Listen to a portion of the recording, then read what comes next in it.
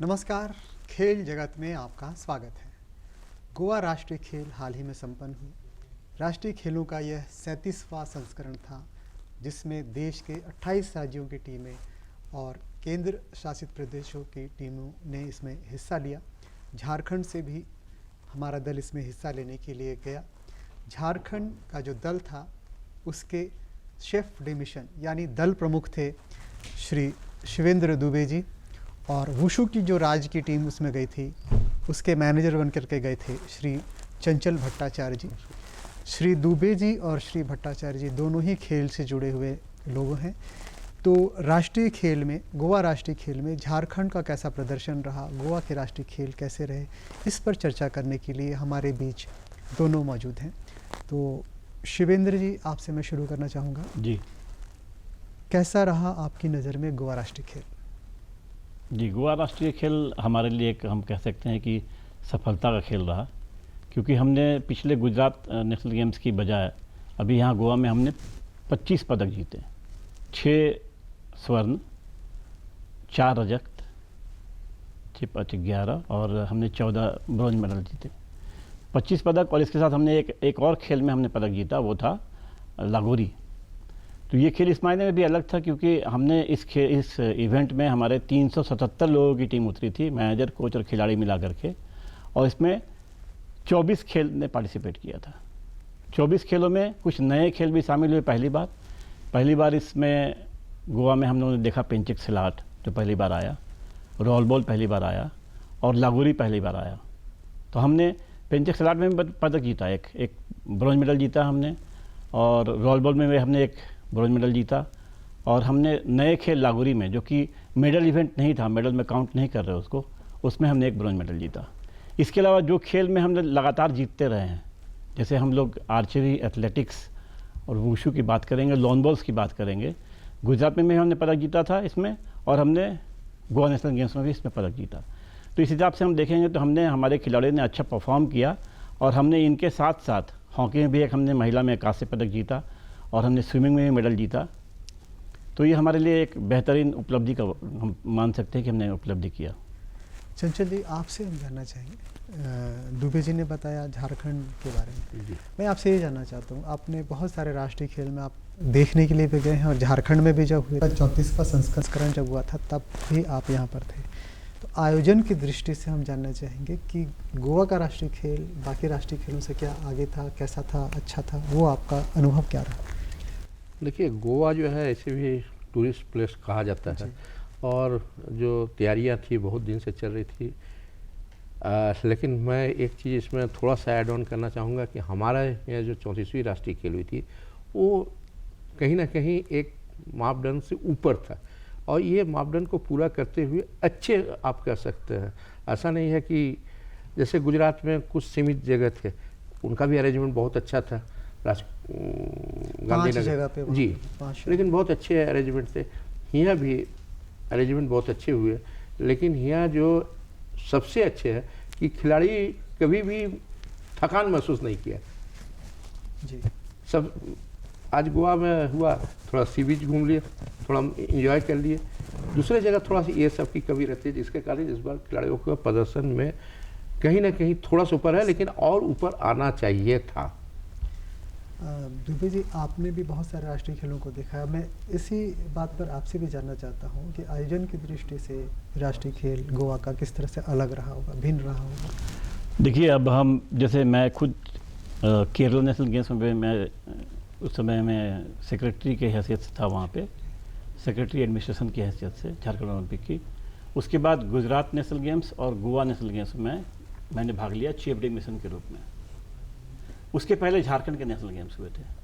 National games का concept धीरे धीरे बदलता जा रहा है। पहले नेशनल गेम्स में ये होता था कि टीमें एक साथ चलती थी, एक साथ लोग पहुंचते थे, और जब तक गेम्स ख़त्म नहीं होते थे सारे लोग वहीं रहते थे। तो एक अलग तरीके का माहौल, एक सांस्कृतिक आदान प्रदान का पूरा माहौल बनता था। वो अब बिल्कुल ही बदल गया। केरला नेशनल गेम्स तक हमने गेम्स विलेज देखा है। केरला के नेशनल गेम्स में हमने देखा कि वहाँ पे एक प्री फैब्रिकेटेड गेम्स विलेज उन लोगों ने बनाया था, और बाकी स्टेडियम्स अलग अलग बनाया, और केरला में भी 4-5 जगहों पे इवेंट हुए। जब हम गुजरात की तरफ आए तो वो गेम्स विलेज का माहौल ख़त्म हो गया, अब सारी चीज़ें होटलों में आ गई। जो सारे इवेंट हो रहे थे, प्लेयर्स कहाँ जा रहे हैं, प्लेयर्स होटल्स में जा रहे हैं, पर्टिकुलर डेट्स पे, जिस डेट पे उन्हें पार्टिसिपेट करने के लिए आना है 2 दिन पहले वो रिपोर्ट कर रहे हैं और गेम्स खत्म होते साथ वो चले जा रहे हैं, अपने ही इवेंट के लोगों से मिल रहे हैं, बाकी किसी से उनकी मुलाकात नहीं हो पा रही है। इसका मतलब कि जो आम नेशनल चैंपियनशिप जब बच्चे खेलते हैं जिस तरीके से मिलते हैं वैसा ही मिलना जुलना था, वो माहौल ख़त्म हो गया गुजरात में। फिर हम जब गोवा की तरफ आएंगे तो सेम चीज़ें थी, होटल्स थे, 5 स्टार होटल थे, 3 स्टार होटल थे, प्लेयर्स स्टार होटलों में रुक रहे थे, उनके लिए गाड़ियों की सुविधा थी, जो स्टेडियम्स थे वो सारे AC स्टेडियम बनाए गए थे, सारी चीज़ें सही थी। लेकिन वो जो माहौल था ना, जो मैंने कहा, ये माहौल गोवा में थोड़ा सा दिखाई दिया जब हमने मीरामार बीच पे, जहाँ पे हमारे 4 बड़े बड़े टेंट्स लगाए गए थे, जो AC टेंट्स थे जिसके अंदर इवेंट चल रहे थे और इवेंट चेंज होते जा रहे थे, तो वहाँ पे कुछ लोग एक दूसरे से मिलजुल रहे थे, वहाँ लग रहा था कि थोड़ा सा माहौल है नेशनल गेम्स का। बाकी जगह पे जहाँ पे लोग दूर दूर के, जैसे हमारा जो अपना बास्केटबॉल का इवेंट हुआ या हैंडबॉल इवेंट जहाँ पे हुआ या हमारा सेपक टकरा इवेंट जहाँ पे हुआ, तो वो बिल्कुल शहर से बिल्कुल अलूफ दूर पे।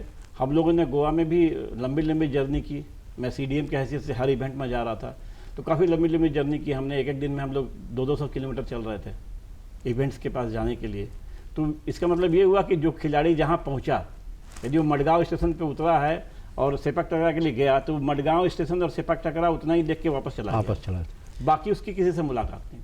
तो ये बिल्कुल ही चेंज हो रहा कॉन्सेप्ट। मुझे लगता है आगे जो उत्तराखंड के गेम्स हैं उसकी तरफ ही हम लोग जाएंगे, तो उत्तराखंड में भी वैसे ही इंफ्रा बनेगा, प्रॉपर स्टेडियम्स का निर्माण नहीं हो पाएगा, और गेम्स विलेज तो भूल जाएं, सारे होटलों का एकोमोडेशन है, क्योंकि उसका भी प्लान हमारी नज़र में है। उन लोगों ने एक बार हमें शेयर किया था कि अलग अलग शहरों पे वो कंसंट्रेट कर रहे हैं जहाँ पे इवेंट्स होंगे। ये आपने एक बड़ी बात बताई, एक तो बताया कि गेम्स विलेज का जो कंसेप्ट, और दूसरा है कि खिलाड़ियों का एक दूसरे के साथ संपर्क होना। 10,000 खिलाड़ी जैसे आते हैं राष्ट्रीय खेल में, 9,000 से 10,000 खिलाड़ी, तो एक माहौल तो निश्चित रूप से मिस किया होगा, लेकिन इसका एक आर्थिक पहलू अगर देखा जाए तो उस दृष्टि से ये थोड़ा सा कम खर्च वाला आयोजन हुआ होगा। जैसे अभी आपने बताया झारखंड के प्रदर्शन के बारे में, अंक तालिका को हम देखते हैं तो झारखंड का स्थान तो 20वां था, इस पे आपको क्या कहना है?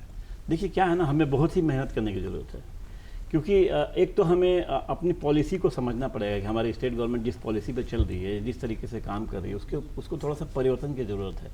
सभी हमें ये प्लान करना पड़ेगा, जैसे हम लोगों की बातचीत भी चल रही है, निदेशक महोदय से बातचीत भी हुई है। ये प्लान ये होना चाहिए कि हम अभी से टारगेट कर ले कि हमें कौन कौन सी गेम्स पे हम पदक जीत सकते हैं। एक तो हम उन गेमों को छांटें जिनसे हम पदक की उम्मीद कर रहे हैं, जो रेगुलर पदक जीत रहे हैं। आप केरला से लेकर के केरला, गुजरात और गोवा तीनों में देखेंगे तो आपको पदक दे रहे हैं लॉन बॉल्स, आर्चरी, एथलेटिक्स और वुशु।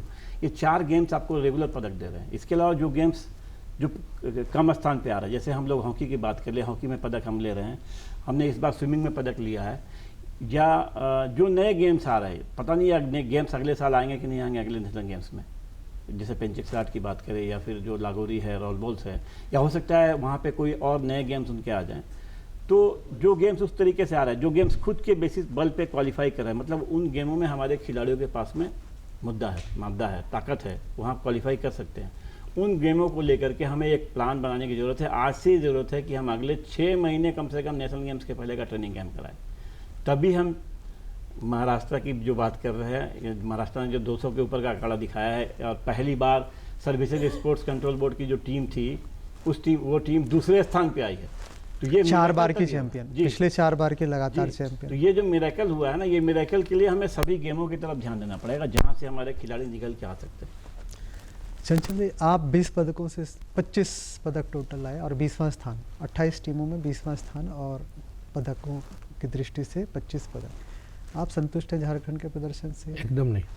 देखिए क्या है, थोड़ी सी इसमें अगर थोड़ी सी कैंप प्रशिक्षण शिविर अगर पहले लगा दिया जाता, यहाँ सिर्फ आप अगर काउंट करेंगे तो अच्छे से कैंप अगर हुआ है तो 17-18 दिन हुआ आखिर में, वो भी आखिरी बिल्कुल जाने से। तो किसी को कंपटीशन, जैसे वो तो सिलेक्टेड प्लेयर है, उसको किसी तरह से चुनौती नहीं मिले या प्रैक्टिस करने का मौका ठीक से नहीं मिला।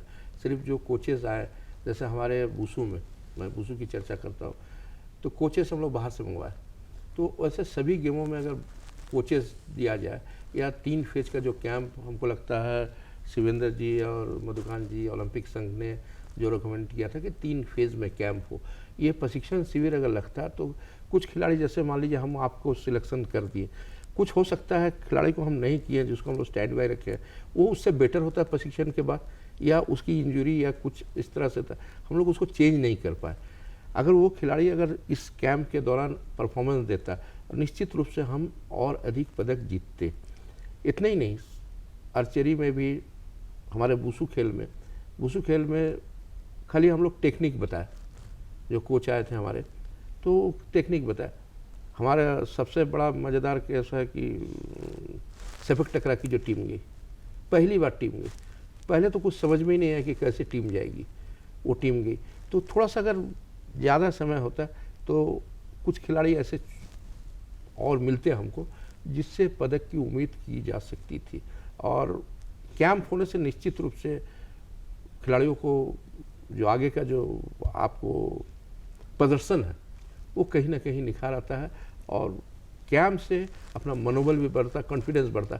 अब 10 दिन का कैंप में अरे हम तो है ही ऐसे लगता है, तो ये कॉन्फिडेंस थोड़ा सा ओवर कॉन्फिडेंस में भी कभी कभी बदल जाता है, जिसके कारण पदक से हम लोग दूर रहते। अगर 2 कंपटीशन रहता तो हम मेहनत करते, हमको उससे आगे निकलने की बात होती तो हम थोड़ा मेहनत करते, और वही मेहनत हुआ आपको काउंट होता, जिस कारण हम मेडल और ज़्यादा जीत सकते थे। तो सबसे पहले तो हम ये करेंगे, झारखंड ओलंपिक से दुबे जी है, सरकार है, ये कैंप जो है कम से कम कुछ ज़्यादा दिनों का या 3 फेज का जो पहले से चला आ रहा है, वो 3 फेज का कैंप होना चाहिए, तो इससे मेडल निश्चित रूप से बढ़ेगी। तो इसमें झारखंड सरकार और झारखंड ओलंपिक एसोसिएशन में निर्भर होने की क्या ज़रूरत है? जैसे जो खेल संघ टीमें चुनती है, जो खेल संघ टीम भेजते हैं, तो कैंप और अभ्यास तो वो भी करा सकती है, वो इसमें आप दूसरे के भरोसे क्यों है, आपसे जानना चाहेंगे। देखिए इसमें क्या है ना, कुछ परेशानियां हैं, आर्थिक परेशानियां हैं।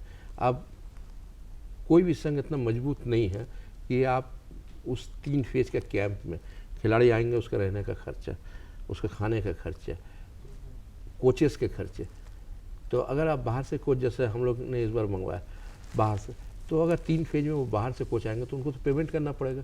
वो पेमेंट हम कहाँ से करेंगे? हमारी टीम भेजनी पड़ती है नेशनल चैम्पियनशिप के लिए, तो पैसे की थोड़ी कमी है यहाँ। हम लोग आर्थिक थोड़ा परेशानियों से हम लोग जूझते हैं। आपसे कुछ मांग लिया, इनसे कुछ मांग लिया, इससे कुछ मांग लिया, कुछ इधर उधर से। सरकार जो है हम लोग को इस बार जो अनुदान दी है, हमको लगता है 19-20 का, उस 19-20 अभी उसके बाद 3 साल और गुजर गए, तो हमारी तो टीम जा रही है, कैंपें लग रही हैं, तो पैसा कहाँ से आएगा?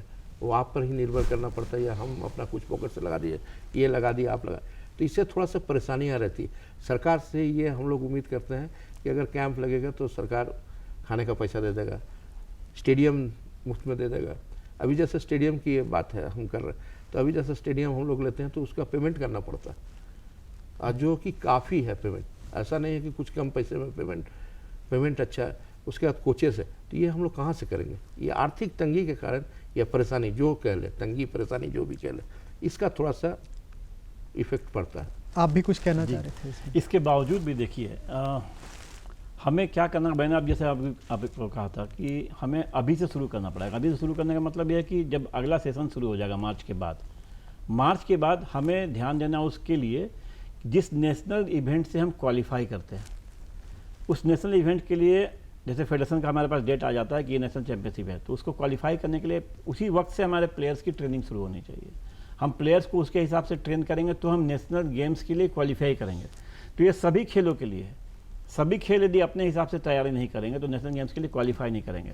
हमारे खिलाड़ी, जैसे आपने कहा कि जैसे जो भी गेम यहाँ पे पदक जीत के आ रहे हैं, उन सभी खेलों में आप देखेंगे कि उनके रेगुलर कैंप्स चलते रहते हैं। हम भी अपने कैंप्स किसी न किसी तरीके से चलाते रहते हैं, खिलाड़ियों की ट्रेनिंग चलती रहती है। इस कारण से हम परफॉर्मेंस पे आ रहे हैं। सर, ये ज़रूरत इस बात की है कि हमारे जो भी नेशनल चैंपियनशिप है जिस इवेंट के लिए, यदि इस इवेंट को पर्टिकुलरली नेशनल गेम्स के लिए क्वालिफाई करना है तो उसकी तैयारी उसके हिसाब से होनी चाहिए, उसके हिसाब से वो ट्रेनिंग में जाएगा।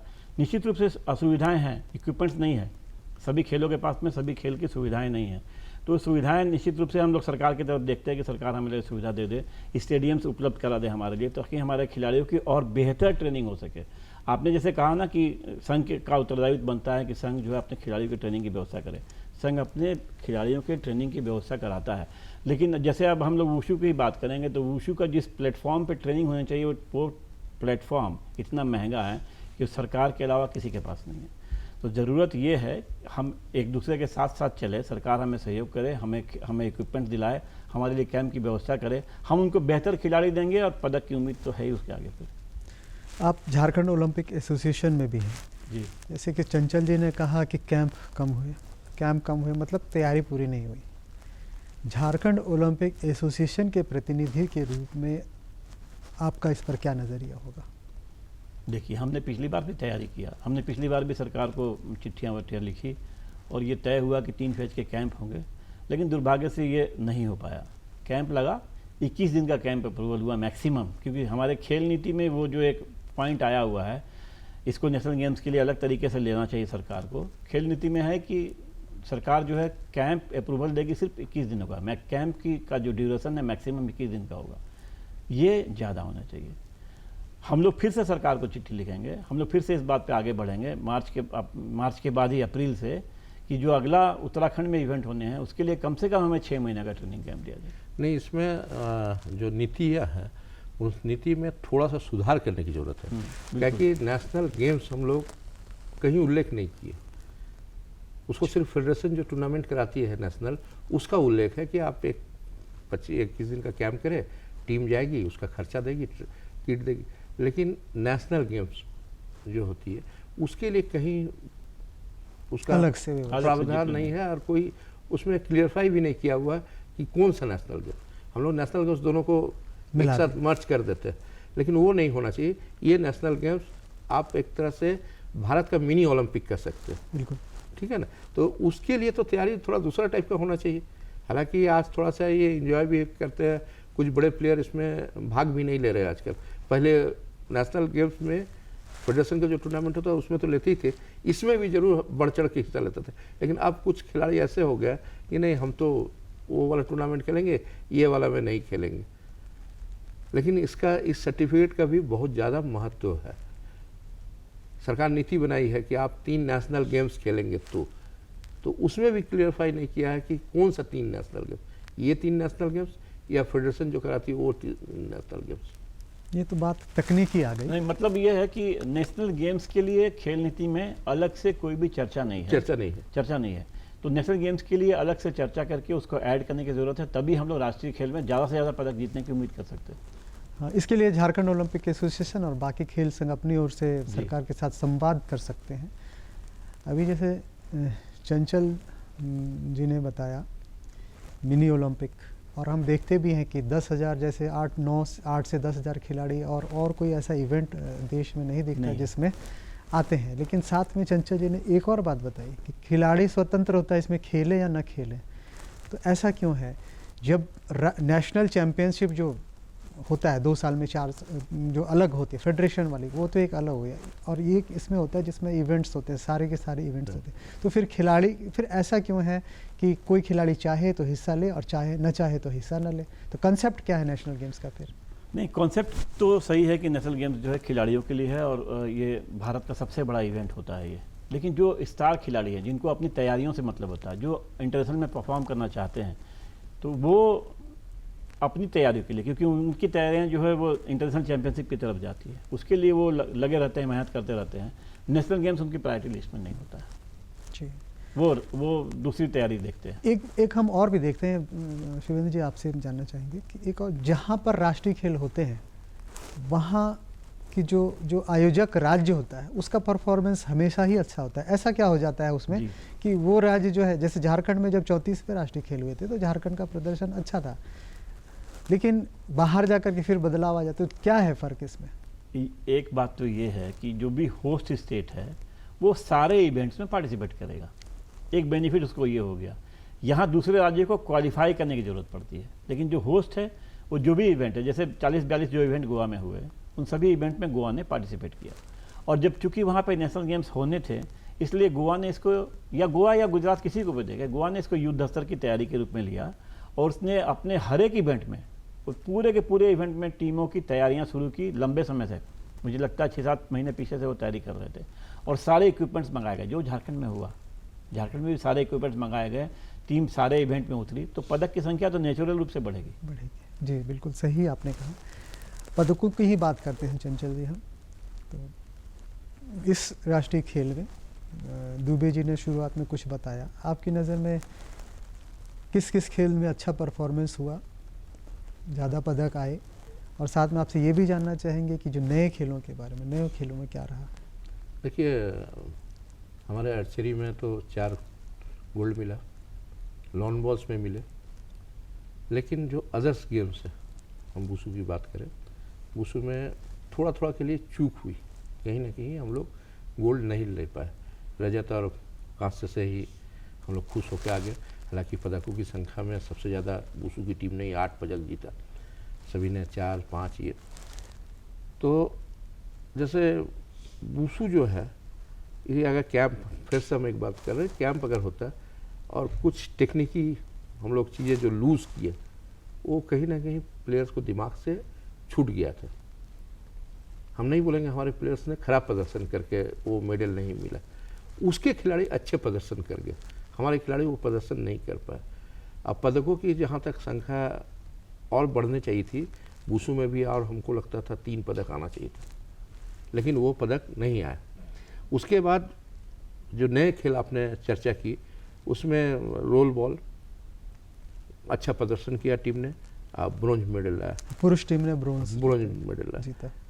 उसमें भी वही चीज़, उसका भी कैंप अगर हुआ होता ठीक ढंग से, तो हमको लगता ब्रोंज से थोड़ा एक स्टेप, गोल्ड तो नहीं हम लोग कर सकते थे, जिस तरह से हमने परफॉर्मेंस वहाँ देखा, रजत पदक हम लोग जरूर ला सकते थे। अंतिम समय में हम लोग वहाँ मिस किया। उसके बाद लागोरी में पदक लिया, पेंचक सिलक में, पेंचक सिलक में लाए। उसमें लागोरी तो खैर मेडल में नहीं था, मेडल काउंट में नहीं था, काउंट में नहीं थे, लेकिन उसमें भी हम लोग अच्छा प्रदर्शन किए।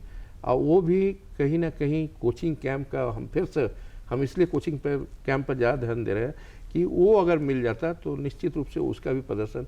और ये जो गेम्स है अगले उत्तराखंड में रहेंगे कि नहीं रहेंगे, उसका तो होस्ट एसोसिएशन ही विचार करेगी, और कुछ नए गेम्स उसमें इंक्लूड होंगे। हम एक बात कर रहे हैं जोगा की टीम ने भी हमारा अच्छा प्रदर्शन किया, लेकिन उसमें भी मेडल कहीं ना कहीं हम लोग नहीं ला पाए। उसमें योगा में मेडल आना चाहिए था, अच्छे तैयारियां थी, लेकिन योगा में हम लोग मेडल नहीं ला पाए। लॉन बॉल में भी बहुत अच्छा प्रदर्शन किए। उम्मीद ये है कि एक देवघर की छोटी नाम की लड़की, जिन्होंने अर्जुन अवार्डी को सेमीफाइनल में हरा दिया, जो इतिहास बन के रह जाएगा हमको लगता है। जहाँ तक अब आगे क्या होगा नहीं पता, लेकिन उसका तो उसी लड़की को अगर अभी से कैंप या आगे की तैयारी के लिए हम ध्यान उसको आकृष्ट कराए, तो निश्चित रूप से उसका ध्यान खुलेगा। हम लोग यही चीज़ हम लोग सोचते नहीं है कि क्या नहीं है, तो उसको आगे सोचना पड़ेगा। अब जब तक नहीं सोचेंगे तब तक होगा नहीं। कुल मिलाकर के बात यहाँ पर ये आती है कि जैसे चंचल जी ने बार बार कहा, आपने भी कहा, प्रशिक्षण और सरकार का अप्रोच जो है, सरकार और कुछ नियम से जो बंधा हुआ है, बंधी खेल नीति के अनुसार, जैसे चंचल जी ने कहा कि स्पोर्ट्स पॉलिसी में वो चीज़ है नहीं, तो उसके लिए झारखंड ओलंपिक के तौर पर आप लोग हैं, खेल संघ भी हैं, उससे संवाद करके उसमें क्लैरिटी लाने की आवश्यकता है। बात ये आती है कि प्रशिक्षण इंफ्रास्ट्रक्चर हमने देखा ही है कि कितना अच्छा। और अभी आप हमारे प्रोग्राम शुरू होने से पहले बता भी रहे थे कि स्टेडियम तो है लेकिन खिलाड़ियों के लिए नहीं है। ये बहुत मार्के की बात है कि इससे बढ़िया इंफ्रास्ट्रक्चर कम से कम पूर्वी भारत में तो नहीं है, और संभवतः देश के और हिस्सों में भी नहीं होगा, जहाँ इतने सारे स्टेडियम्स जो हैं एक ही कैंपस में हैं और विश्व स्तरीय सुविधाओं के साथ, विश्व स्तरीय उनका जो है मेक है। तो हम उम्मीद करते हैं कि जैसे कि राष्ट्रीय खेल में प्रदर्शन से आप भी संतुष्ट उतने ज़्यादा तो नहीं हैं, उम्मीद है उसमें आगे करने की। आप दोनों की बातों से ऐसा लगा कि प्रतिभा की यहाँ पर कमी नहीं है। तो जो कमियाँ सामने आई हैं, हम लोग सीखते चलते हैं एक एक प्रतियोगिता दर प्रतियोगिता। तो हम उम्मीद करते हैं कि जो प्रशिक्षण की बात आपने की है, आप लोग सरकार के सामने उठाएंगे, और जैसा आपने कहा कि 6 महीने पहले से तैयारी, बल्कि तैयारी तो अभी से ही हो जानी चाहिए।